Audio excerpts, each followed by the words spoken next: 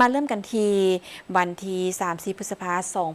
2026 ที่ผ่านมาสถานที่ท่องเที่ยวสวนบัดดาเผาบ้านดันซีเมืองนาเซทองนครหลวงเวียงจันทร์ได้จัดพิธีเฉลิมฉลองวันเด็กน้อยสากลครบรอบ101 ปีและวันปลูกต้นไม้แห่งชาติครบรอบ 46 ปีเข้าร่วมในพิธีโดยทางจิตแก้วไขคำพิทูลประธานส่วนกลางแนวล้าวสั่งชาติทานภูวงศ์พระมิสิทธิ์ประธานส่วนบัดดาเผาโดยมีน้องนักเรียนจากหลายโรงเรียนภายในเมืองนาเซทองพ่อแม่ประชาชนครูอาจารย์และสื่อมวลชนเข้าร่วมอย่างคึกคืนม่วนซื่นทานภูวงศ์พระมิสิทธิ์ในนามประธานส่วนบัดดาเผาได้กล่าวว่าวันปลูกต้นไม้แห่งชาติซึ่งกงกับวันที่1 มิถุนายนของทุกๆปีแม้นมื้อที่มีความหมายสำคัญทางด้านการเมืองเศรษฐกิจและสิ่งแวดล้อมอย่างลึกซึ้งโดยได้ถูกกำหนดขึ้นภายหลังการสถาปนาสาธารณรัฐประชาธิปไตยประชาชนลาวซึ่งในระยะก่อนหน้านั้นทรัพยากรป่าไม้ของลาวได้ถูกทำลายอย่างหลวงหลายจากภัยสงครามและการถากถางป่าเฮ็ดให้แบบซาซายฉะนั้นเพื่อเป็นการฟื้นฟูป่าไม้ให้มีความอุดมสมบูรณ์ของธรรมชาติรัฐบาลลาวได้ตกลงเอาวันที่1 มิถุนายน 1980ซึ่งกงกับวันเด็กน้อยสากลเป็นวันปลูกต้นไม้แห่งชาติการเลือกเอามื้อเดียวกันนี้แม้นมีความหมายสัญลักษณ์ว่า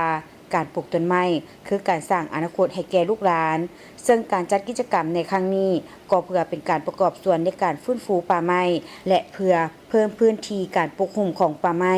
ให้ได้ตามคาดหมายของรัฐบาลที่วางคาดหมายว่าปลูกป่าให้ได้70 ส่วนห้อยของเนื้อที่ทั่วประเทศปีนี้พวกเขาจะมีหลายอย่างเกิดขึ้นคือพวกเขาจะได้เหตุกิจกรรมมีบอลลินเด็กน้อยเฉพาะเนาะปีนี้เพราะว่าวันเด็กน้อยพวกเขาได้เกี่ยมเฮ็ดให้วันเด็กน้อยแล้วพวกเขากำลังสั่งตื่นก็คือเนาะสวนที่เขาบอกวังหนึ่งนี้สวนดอกเพิงต่างๆคือเพื่อให้เป็นใหญ่ให้มันใหญ่ที่สุดเลยเนาะในเนื้อที่ประมาณเกือบ4 ไร่ที่มันได้ให้ว่าคนมาแล้วมาลินในบึงเห็นหูเรื่องต้นไม้แล้วเนาะพร้อมนั้นไปเที่ยวเรื่องบรรดาเผ่าต่างๆเนาะเห็นหูเรื่องวัฒนธรรมแล้วยังไปบึงเรื่องธรรมชาติเนาะคือไปบึงเรื่องกล้วยไม้หรือว่าต้นดอกเพิงกันเนาะต้นเพินต่างๆนั่นหลากหลายแต่ส่วนใหญ่เนาะให้คนมาเบิ่งอีกแล้วก็สามมาพวกเขาจะเฮ็ดตูบต่างๆอยู่ทั้งหน้านี่เป็นบอลเครื่องผลิตภัณฑ์เครื่องเป็นทานอาหารเนาะแล้วก็นั้นจะมีตลาดน้ำกิจกรรมครั้งนี้ยังได้มีพิธีปล่อยปลาปลูกต้นไม้สมสวนดอกผึ้งสมพิพิธภัณฑ์สนเผาสมการแสดงศิลปะการเดินแบบและแจกจ่ายของขวัญให้น้องๆนักเรียนส่วนบัดดาเผามื้อนี้กิจกรรมอยู่ในงานมื้อนี้ก็จะมีปล่อยปลาแล้วก็ปลูกต้นไม้แล้วก็ได้เรียนรู้วัฒนธรรมของ50ชนเผ่าและมื้อนี้เขาก็จะได้เบิ่งโซฟอนงามๆของแต่ละโรงเรียนนำอยากเชิญหมู่ครูหรือว่า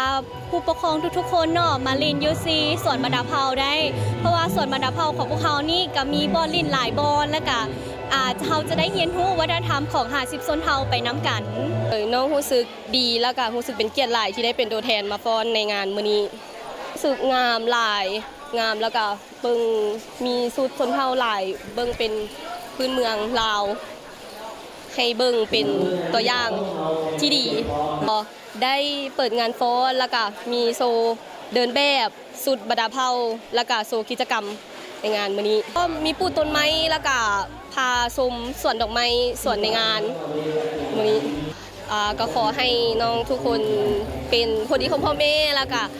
เป็นคนดีของสังคมแล้วก็เป็นนักเรียนที่ดีของโรงเรียนแล้วเข้าร่วมกิจกรรมปลูกต้นไม้ฟ้อนเปิดพิธีงานปล่อยป่าและเข้าร่วมพิธีต่างๆอยากให้ทุกคนสุขภาพแข็งแรงอยู่ดีมีแรงพร้อมนี้ก็เป็นการปลูกจิตสำนึกการปลูกฝังให้หุ้นหลังโดยเฉพาะแม่เด็กน้อยเยาวชนให้ฮักธรรมชาติและเห็นได้คุณค่าคุณประโยชน์ของป่าไม้แก้ไขปัญหาสิ่งแวดล้อมเพื่อลดทอนผลกระทบจากการเปลี่ยนแปลงของสภาพดินฟ้าอากาศก็คือภูมิอากาศป้องกันการซอดเจือนของนาดินและเพื่อวางรากฐานให้แก่การใช้ทรัพยากรธรรมชาติอย่างยืนยงและให้คนรุ่นใหม่ได้เห็นความสำคัญของทรัพยากรสีเขียวซึ่งในนี้สวนบัดดาเผาได้ประกอบส่วนอย่างตั้งหน้าในการเพิ่มพื้นที่สีเขียวก็คือการช่วยฟื้นฟูความอุดมสมบูรณ์ให้แก่ระบบนิเวศป่าไม้ในเขตเมืองนาทรายทอง